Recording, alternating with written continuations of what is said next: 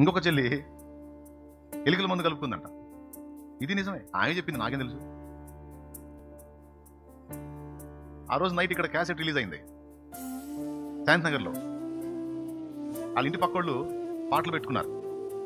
ఈ అమ్మాయి మందు కలుపుకుంది, ఎలుకల మంది ఏమో కూడా. అది ఒక్కటే చీప్గా దొరికేది. తాగటానికి ఉపక్రమించగానే పాట స్టార్ట్ అయింది. అవసరాన్ని బట్టి అగ్ని వంటి శ్రమలు. ఒకసారి ఆలోచించండి, ఆ అమ్మాయి ఆ కండిషన్లో ఉందని నాకు తెలుసు. నైట్ క్యాసెట్ కూటం జరిగింది, పెద్ద కూటం జరిగింది, క్యాసెట్ రిలీజ్ అయింది, అయిపోయి అదంతా పనులన్నీ అయిపోయి నేనేడో అడ్డంపడి నిరబోతున్నాను.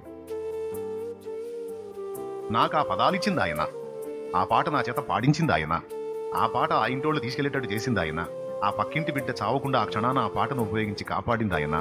ఈరోజు ఆ బిడ్డ బలపడి దేవుని రక్షణలోనికి వచ్చి ఆ బిడ్డ ద్వారా ఒక ప్రాంతంలో ఒక సంఘమే కట్టబట్టడానికి ఆమెను వాడుకున్నాడు. ఇది నిజం.